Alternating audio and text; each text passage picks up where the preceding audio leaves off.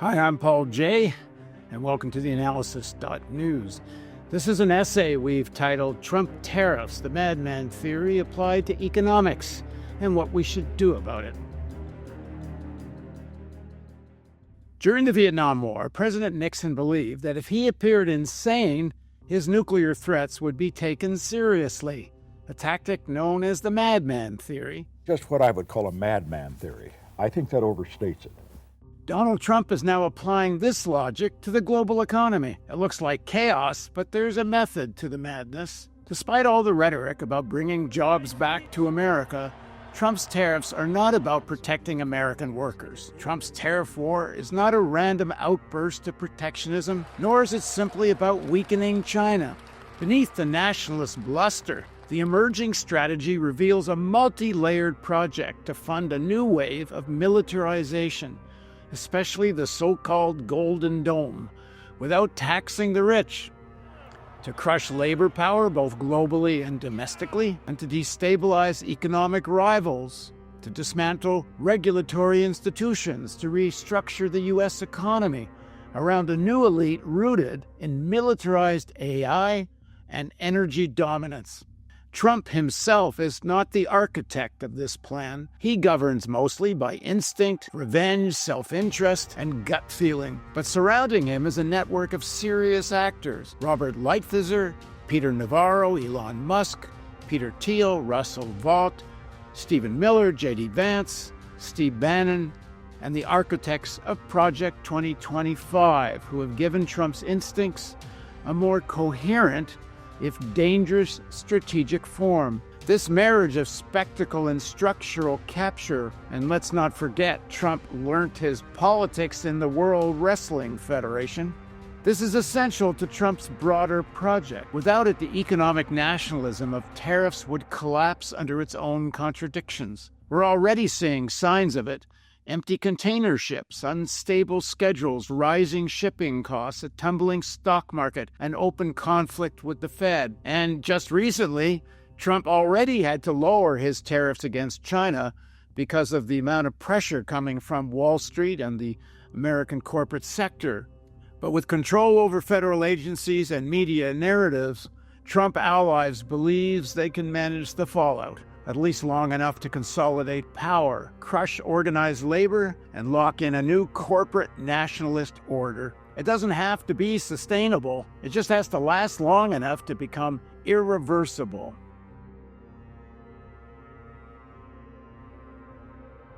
It's critical to address the climate crisis in this context. It's not a side issue. It's structurally tied to the entire strategy of tariffs, militarization, and authoritarian state building. Fossil fuels are the material base of U.S. power. Energy dominance has long been a strategic goal, and Trump's allies see climate mitigation efforts as direct threats to American hegemony. So it's not just climate science denial for no reason.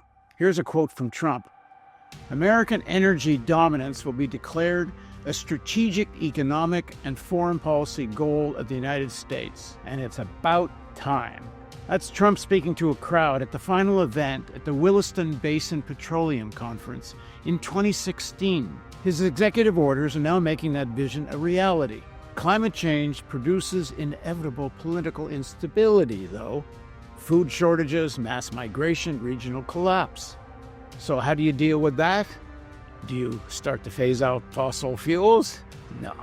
Trump's cabal plans to manage the crisis through repression, militarized borders, and internal surveillance, not through transformation of the economy. Trumpists are willing to allow global warming to reach levels that are unsustainable for human civilization. Rather than confront this reality, they prefer denial and magical thinking, pretending that some technological miracle will solve the crisis someday. They minimize or ridicule overwhelming scientific consensus and dismiss climate disasters already unfolding as exaggerations or conspiracy or fake news. Trump's drill, baby, drill is a clarion call: science be damned.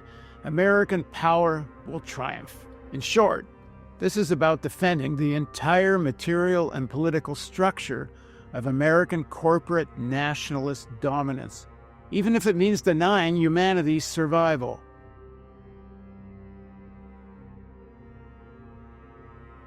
At the simplest level, Trump's tariffs function as a hidden tax. Rather than overtly raising income taxes on corporations or billionaires or even working people, tariffs generate revenue by quietly taxing imports, a cost mostly borne by American consumers, not by foreign exporters, as Trump falsely claims. Tariffs also function as a regressive tax. Even Gary Cohn, former chief economic advisor to President Trump and current vice chairman of IBM, gets it. During his appearance on Face the Nation on April 27, 2025, he said, "Tariffs are highly regressive, meaning that poorer people end up paying a disproportionate percentage of the tariffs because they spend 100% of their paychecks on goods." This revenue stream is critical because Trump's broader agenda demands massive new federal spending. The Golden Dome missile defense system, a $1 trillion boondoggle enriching firms like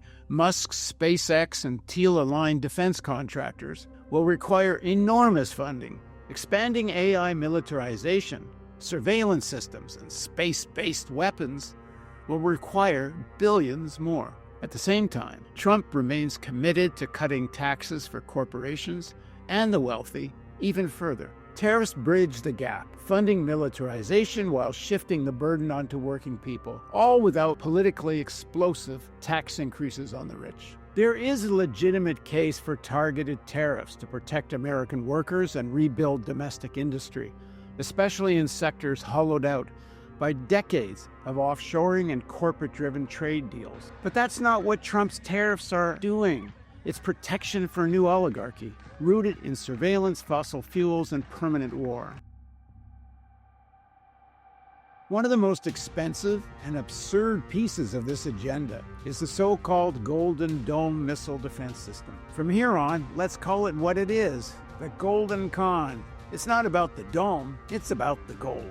Promoted as a high-tech shield against nuclear threats, it's more a boondoggle than defense strategy, a $1 trillion fantasy with no proven ability to stop an actual missile barrage. As Daniel Ellsberg warned, and let's remember Ellsberg not only leaked the Pentagon Papers, before that he worked at Rand Corporation as a nuclear war planner.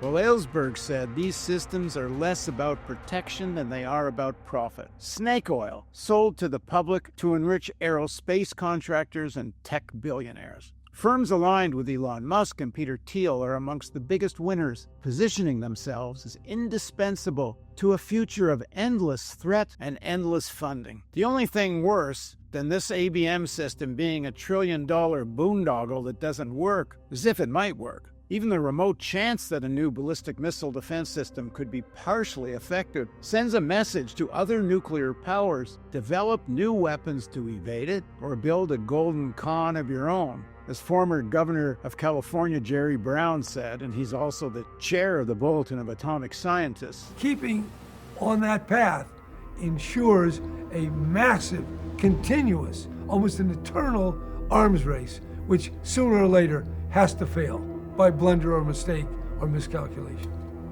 And that failure inevitably leads to the end of human civilization.